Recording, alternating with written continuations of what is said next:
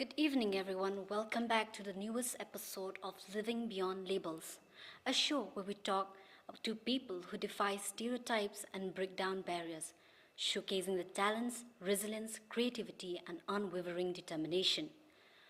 Whether they are athletes, artists, entrepreneurs, or everyday heroes, each guest on Living Beyond Labels offers us a powerful reminder that everyone has a valuable contribution to make, regardless of the circumstances or background. I'm your host, Maribel Blah, and today we have a beautiful and brilliant individual who has graciously agreed to join with us today and share her experiences and insight with us today. Please join me in welcoming Yasmin Gloria Lyngdoh. Thank you so much for being here with us today. Let us start with a little introduction about you. Could you please introduce us about you and then your life and your journey with us? Okay, so my name is Yasmin Gloria Lyngdoh, and I am a law graduate, and I also run a small business that is about me. But then mostly people know me as someone who survived cancer, and I'm a cancer survivor. And I still have cancer, so I'm also a cancer fighter. So I first got cancer when I was 11 years old, and after that I was okay. I was walking with a crutch because I had a bone replacement surgery and all of that. And then moving forward, I thought life was okay and I have accepted everything. But then something happened again. I got cancer again on the year 2022. So I was diagnosed with not just breast cancer, but stomach and jawbone cancer. So it was a lot of things to take in. So after that, I thought my life was like kind of over. But then, I don't know, something told me that no, you have to fight for it, or you know, do something more than just being someone who is a cancer patient. So now, currently, I also advocate for cancer patients and I spread awareness through my social media platform. So I do that and thank you so much for inviting me. Thank you so much for being here. That is very, inspiring to hear something that you have been through, and then you still have that hope, and then you can move on with your life. Throughout your journey with this, this moment, the circumstances you face, how has your perspective on life and adversity evolved? Can you share us how it affected you, your perception of yourself, the perception of yourself, and then others' perception of you? So every time when we talk about me, it's always about cancer and Yes. cancer survivor and all of that. But nobody really talks about the fact that I was a disabled person for my entire life actually. Okay. Because after my first cancer, which was my bone cancer, I had a bone replacement surgery. I had to work with a crutch for the rest of my life. Okay. So that part of my life is way difficult, and that is where I actually learned about life more than me having cancer. Yes. Because cancer is something like you get, and then once you're done, your hair grows back, nobody really cares. But for me, I was always seen as that person who was sick and everything. So I think the perception that I got through this journey is that at first it was really difficult. It was so difficult to really accept myself. The acceptance, that part is very difficult. So I think that what now I've become more aware of my abilities rather than my disability and my limitations. So that had changed a lot. I've been like I've become more accepting towards other people, that I've gained empathy towards people, and I understand that people have their differences, have their shortcomings, and I kind of understand that now. I think not now, since a long time back, and it was not an easy journey. I think it was way more difficult when I was a child at that time. So I think how people look at you, and then later on, it's all about you accepting yourself. I think I'll tell you one thing is that because I was so shy, and I was so shy, like people was always staring at me, and like, they shout names, Yes. and then all of They that would, things were yeah. happening. And the kids are very mean. I always say that kids are mean. Okay, so there's a story that what happened was that initially when the doctors told me to walk with a crutch, and I was too shy to walk with a Yes. crutch.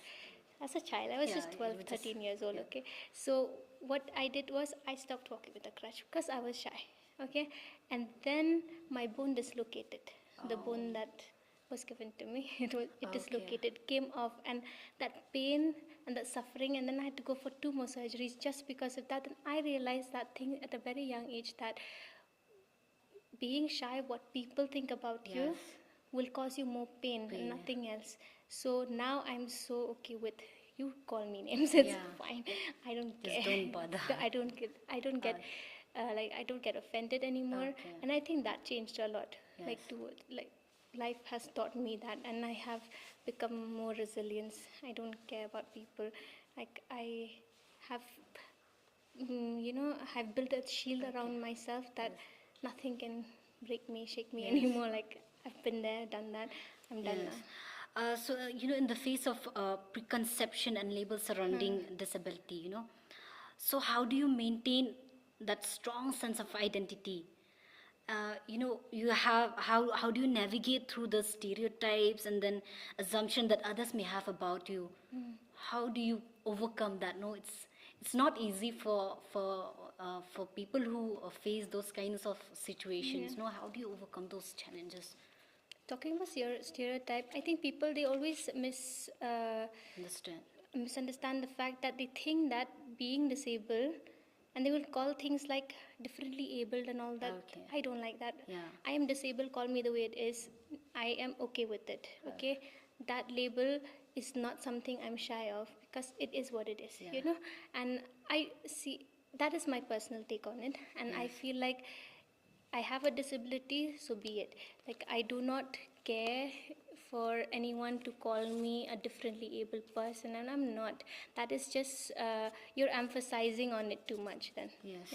So, but then I don't blame people also. Like for my mom, she is of a different generation. I think Okay. when people would come and tell her directly, oh, your child is disabled, then I Yeah. think that will really affect her. Yeah. I don't blame people, but then at the same time, for me personally, I just like say it as it is. So the stereotype that people have, that we will feel bad, Yes. and there are some safe words you shouldn't say in front of us.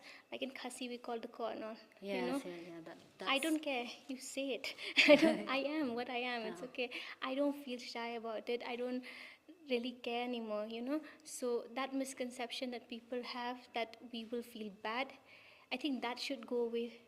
Yes. Because if that goes away, disability will be just a word and not something that needs to be emphasized. Or I feel like, for me, I think that no, everybody has a disability. Yes. Mine is just seen. Mine Yes. is just out there. Yeah, But everybody has something that they're insecure about. Yes.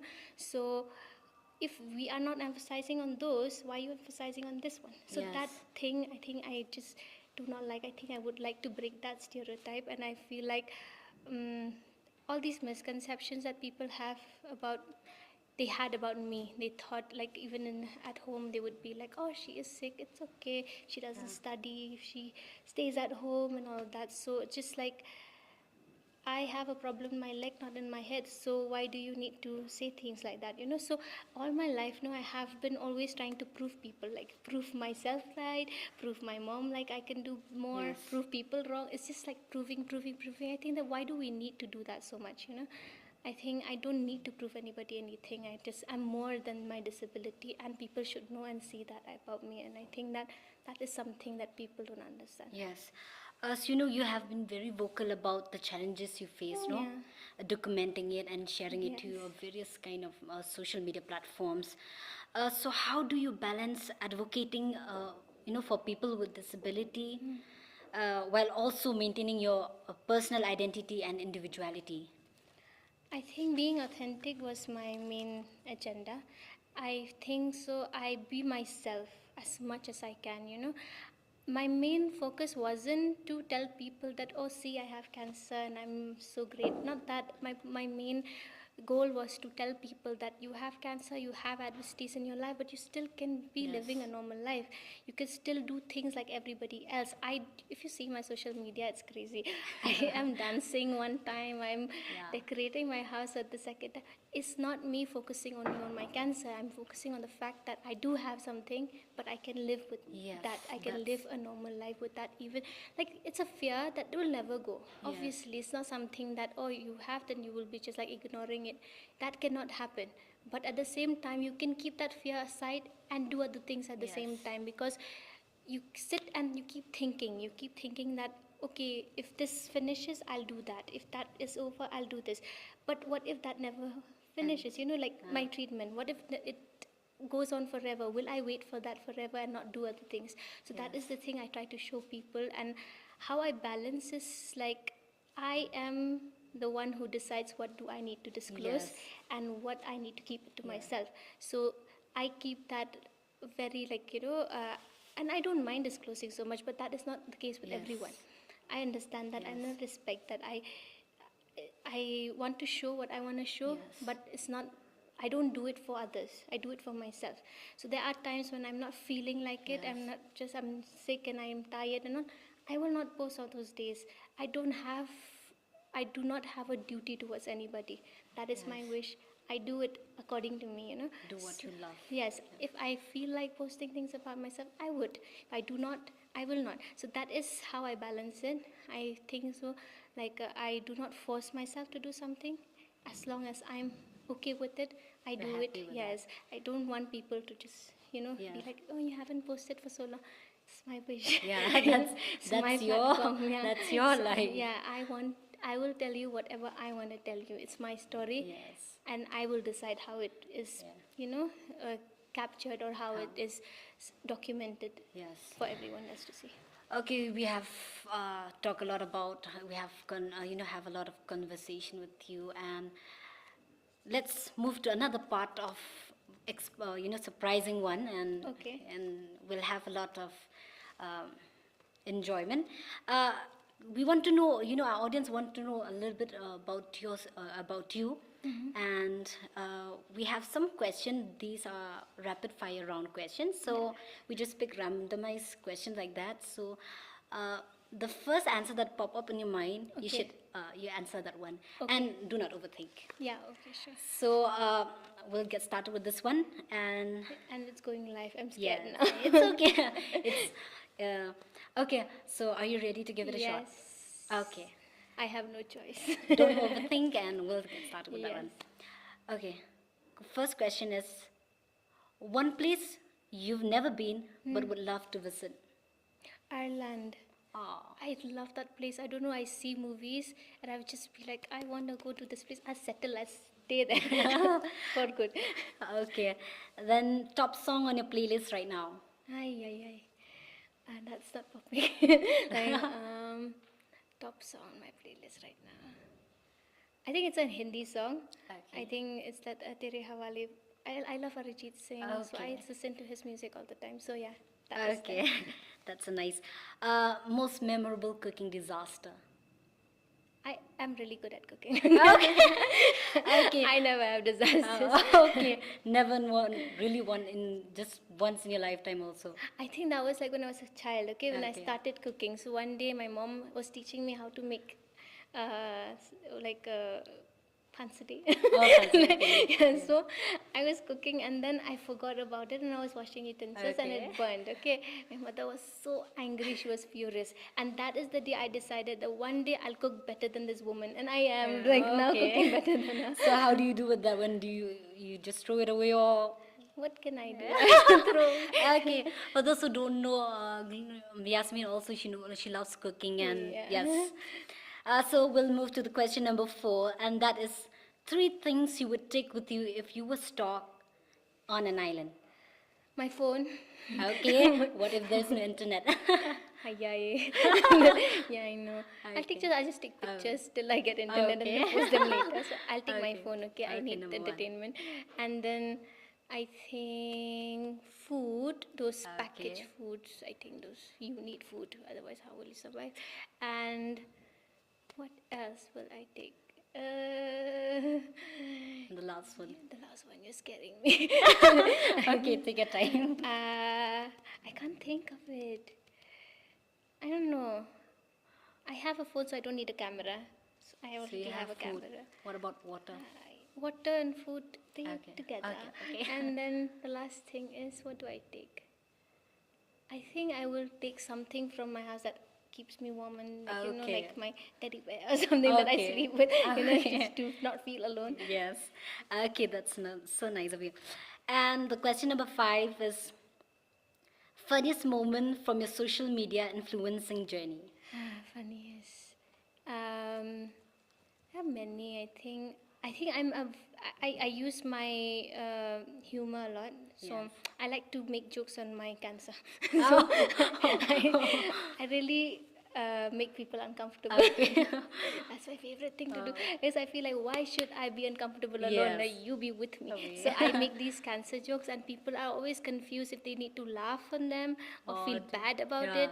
I was like, haha. When they laugh, also they will feel Yes, guilty. I really do that a lot. So my cancer jokes, I think that is Okay. something I do a lot. So, what is your favorite dance move, Yeah. I need to show it to you. if you want to? I don't know what. Okay. That's your favorite dance move. Okay, well, let's move to the question number 7. Favorite book or movie that has helped you through your tough times? Have you seen the movie Wonder? It's a movie about this kid who has a distorted face. Okay. So it's a very nice movie. Okay, so I don't know why I really could relate to that kid, because he was like a different child, like alienated in Yeah. a school. Like, kids Yeah. are like all are normal and that person is not. And I think that really resonated with me. I feel like, and then later when how he was accepted later and all that really Yes. helped me. I think I really loved that movie. Okay, nice. Craziest travel adventure you've had? One day, I just told my friend, let's go to Darjeeling. And I was I finished my exams. I was in Kolkata. I finished my exams. I was like, let's go to Darjeeling. That night, we just went without tickets. Oh my And God. I was sitting on that top berth, like, I was hiding because I'm tiny. So I was hiding. The TT came, and then he was searching for more passengers. Yeah. But I was hiding behind this one friend of mine. Okay. Okay, he had tickets. So I was like hiding, and somehow the next day we reached Siliguri. Oh. I traveled the entire I Without went tickets. to, yes, I went without tickets and all. I came back without tickets again. Oh my God. So that was fun. Okay. Worst fashion trend according to you? Was fashion trend. Oh my god, when I look back to my pictures, no, Yes. the times when we wear tights and Yeah. with those tunics or something like that. Yeah. That was horrible. I was like, why? Why did we do this? And the puff hair. Yeah. Lord, like kill me. I did that. Guilty. Like, I'm guilty as charged. I hate it. Yeah. And also, I don't like skinny jeans like Yes. anymore. I think that is a lot. That's too Very much. outdated, Yeah, no? I know. Okay, and our last question is Kolkata or Shillong? Hi, Shillong, obviously. Kolkata is nice. It's like my second home, but Shillong is everything, because you cannot get any other place like this. The peace that I get here, Yes. I won't get it there. Okay, we have come to the end. Thank you so much, Yasmin, for Thank you. joining with us today and sharing your incredible journey with us.